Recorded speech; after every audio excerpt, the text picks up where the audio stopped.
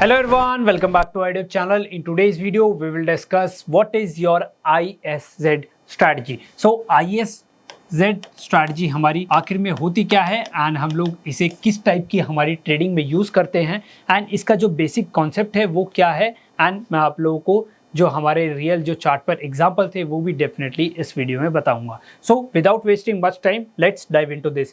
First of all अगर हम लोग देखें कि ISZ हमारा है क्या, सो हमारी जो ISZ है उसकी फुल फॉर्म क्या है. So the full form is institutional selling zone या हम लोग कह सकते हैं इंस्टीट्यूशनल सप्लाई जोन. वॉटएवर जो आपको कंफर्टेबल हो आप उसको बोल सकते हैं. सो इंस्टीट्यूशनल सेलिंग जोन एक्चुअल में होता क्या है, फॉर दैट आप लोगों को थोड़ा बेसिक्स की तरफ जाना पड़ेगा. फर्स्ट ऑफ ऑल हम लोग जानते हैं योर रेसिस्टेंस. सो रेसिस्टेंस हम लोगों ने जब पढ़ा था हम लोगों ने ये जाना था कि प्राइस एक पर्टिकुलर प्राइस पॉइंट पर जाके रेसिस्ट करता है, वहां से जो हमारे जो सेलर्स हैं जो बेयर्स हैं वो काफी एक्टिव होते हैं उस पर्टिकुलर प्राइस पे एंड वो स्टॉक को हमारी किसी भी इंस्ट्रूमेंट को असेट क्लास को ऊपर जाने देना नहीं चाहते, क्योंकि अगर वो ऊपर जाएगा तो उन्हें डेफिनेटली काफी ज्यादा लॉस फेस होगा. वो उस पर्टिकुलर प्राइस पॉइंट पर शॉर्ट करके बैठे हुए हैं एंड अगर प्राइस उससे ऊपर जाएगा तो उन्हें डेफिनेटली लॉस फेस करना होगा. सो रेसिस्टेंस हमारा एक पर्टिकुलर प्राइस पॉइंट है जहां से हमारा स्टॉक रेसिस्ट करता है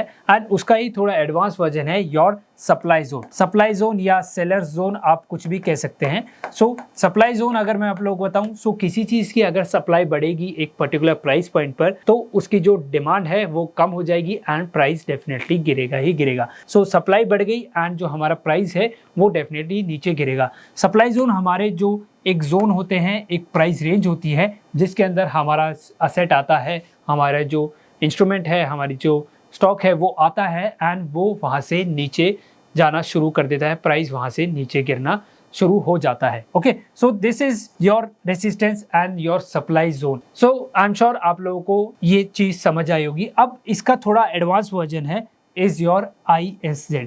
सो ISZ है क्या?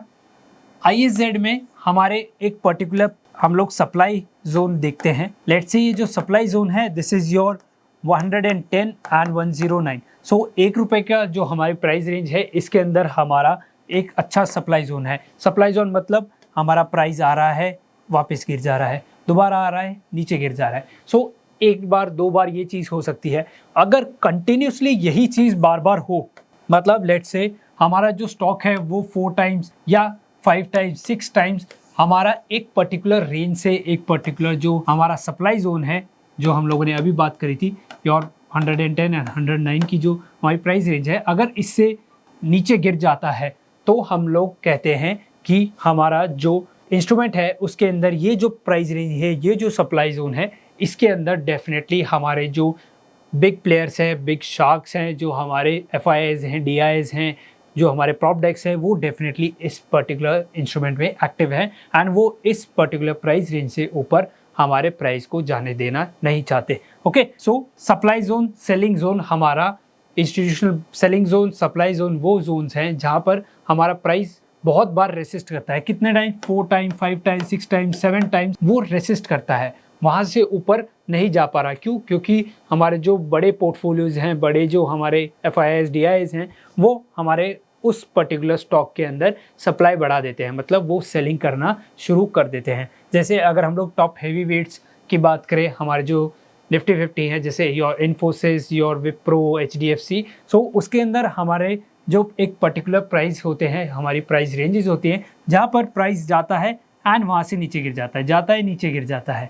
सो ऐसा क्यों होता है? हमारे जैसी रिटेल पब्लिक उस स्टॉक को ₹1 भी नहीं बढ़ा सकती, क्योंकि for that you need hell lot of money, like around 50 crore 60 crore 100 crore की कैपिटल चाहिए उस स्टॉक के अंदर ₹1 या ₹2 की प्राइस मूवमेंट करने के लिए. एंड इतना पैसा सिर्फ हमारे जो FIIs DIs हैं उनके अंदर ही है. And not only in stock, अगर आप लोग देखें कि जो हमारे गोल्ड है, सिल्वर हैं एंड जो हमारी करेंसीज हैं उसके अंदर भी डेफिनेटली आपने देखा होगा कि प्राइस एक रेंज में जाता है एंड वहाँ से बार बार नीचे गिर जाता है, बार बार नीचे गिर जाता है. एंड इसी में हम लोग प्राइस एक्शन देखते हैं कि अगर इस स्पेसिफिक रेंज के ऊपर प्राइस अगर निकला तो हम लोग डेफिनेटली बाय करेंगे, क्योंकि वो बहुत एक अच्छा सिग्नल है कि एक अच्छा जो सेलिंग जोन था, जो हमारा इंस्टीट्यूशनल सेलिंग जोन था, जहाँ पर हमारे इंस्टीट्यूशन काफ़ी एक्टिव थे, वह अब टूट चुका है एंड प्राइस उसके ऊपर निकल चुका है। हम इस चीज को हमारे जो चार्ट है एक बार उसके ऊपर देख लेते हैं। क्विकली एग्जांपल के साथ समझाता हूं जिससे आपको जो ये पिक्चर है वो बिल्कुल क्लियर कट हो जाएगी। सो गाइस, हमारे पास रिलायंस का जो चार्ट है वो आ चुका है एंड हम लोग इसके अंदर क्विकली एनालाइज कर लेते हैं जो हमारा इंस्टीट्यूशनल सेलिंग जोन है वो क्या है। यहाँ पर हम लोग एक बार उसको एनालाइज कर लेते हैं। So for that you need trend line. So trend line में मैं एक प्राइस रेंज आपके सामने बिल्कुल लाइव आपको बना के दिखा देता हूँ। So this was your price range. एक हमारी ये प्राइस थी and second one is your this. So आप इसके ऊपर रेक्टेंगल भी क्रिएट कर सकते हैं, आप ट्रेंड लाइन से भी कर सकते हैं, whatever you want to and in whatever you are comfortable आप उसको यूज कर सकते हैं। सो मेरे पास एक प्राइस रेंज आ चुकी है एंड यहाँ पे हम लोग देखते हैं कि हमारा जो रिलायंस है वो जब भी इस प्राइस रेंज में जाता है वो वहाँ से रिएक्ट करता है एंड वो कितना रिएक्ट करता है, नॉट योर कॉमन 5% 3%, वो काफ़ी अच्छा रिएक्ट करता है। सो 10%। सो ऑन एन एवरेज वो अगर हम लोग कैलकुलेट करें कि वो कितना रिएक्ट करता है, सो 8%, 10%, 11%, सो एवरेज आपका 8% वो रिएक्ट करता है एंड इस स्पेसिफिक प्राइस रेंज के अंदर जाते ही। अब हम लोग देखें कि प्राइस रेंज जो है हमारी इसके अंदर हमारा प्राइस कितनी बार आया। सो 1 2 योर 2 योर 3 योर 4 एग्जैक्ट आप देख सकते हैं यहीं से हमारा प्राइस रिजेक्ट हो गया, your 5 your 6 okay and 7 time उसने इस प्राइस को जो हमारी प्राइस रेंज थी उसको ब्रेक कर दिया एंड उसके बाद वो रैली की उसने थोड़ी सी अगेन वो नीचे की तरफ आ गया। सो 6 टाइम हमारे जो प्राइस है उसने इस स्पेसिफिक रेंज को टेस्ट किया एंड इससे हमें पता चला कि कोई हमारे बड़े प्लेयर्स है जो यहाँ पर एक्टिव हैं एंड नॉट ओनली कि वो प्राइस आ रहा है रिजेक्ट हो रहा है, आप वॉल्यूम्स भी देख सकते हैं।